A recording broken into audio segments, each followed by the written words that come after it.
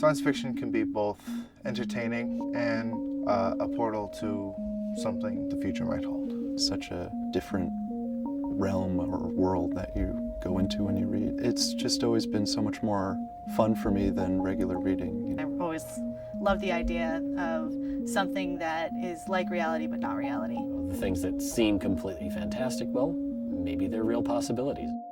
We're the UMass Science Fiction Society. This is our club.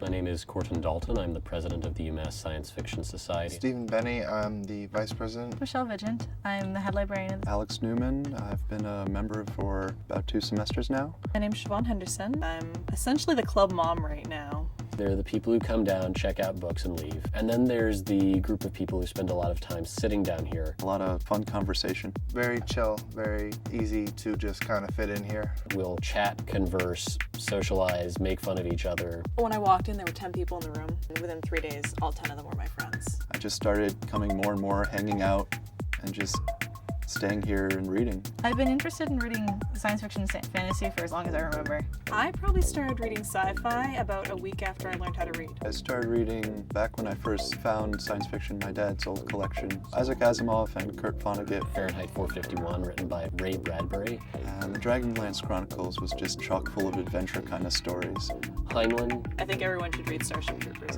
It's a great book. The Hitchhiker's Guide to the Galaxy. Douglas Adams is an awesome author. The Foreigner series by C.J. Cherryh. It has a totally alien outlook on life, which is so very rare to find. I like when authors do a lot of world development. That's why I'm particularly a fan nowadays of Neil Gaiman. He kind of breaks all the rules of reality and sets you loose in his world. I get laughed at a little bit when I recommend Piers Anthony to people, but I think he's a really good read for younger readers.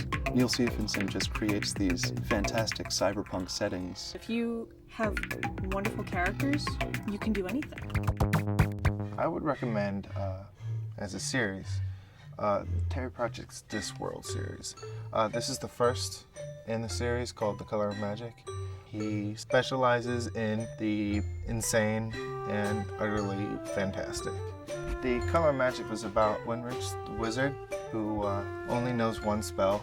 Unfortunately, it's probably a spell that if he knew what it was, it would destroy the universe. I wouldn't put it past this author to destroy the universe in one book.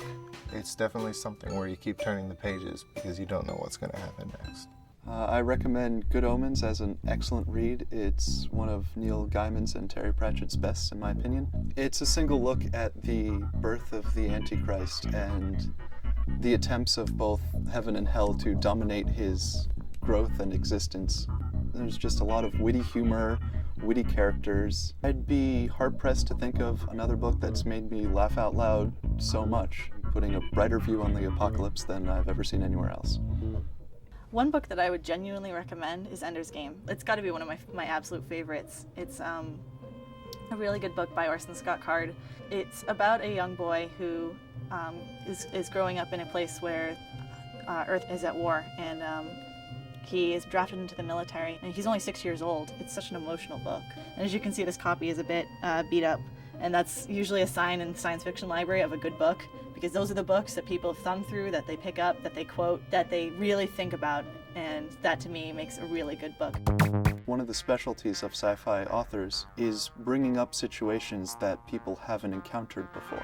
There's more to life than what we see in front of us. My beliefs are reality is perception, and if you could change completely your perception, you just change reality. They make me look at the modern day and say, well, what could be better? What can we do that would be towards progress? It does give you a much more open mind.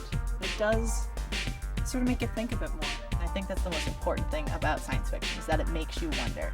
It makes you take things that we take for granted and put it in a completely different light. The glimpse of something that we might be able to achieve in the future is just something everybody hopes to look for.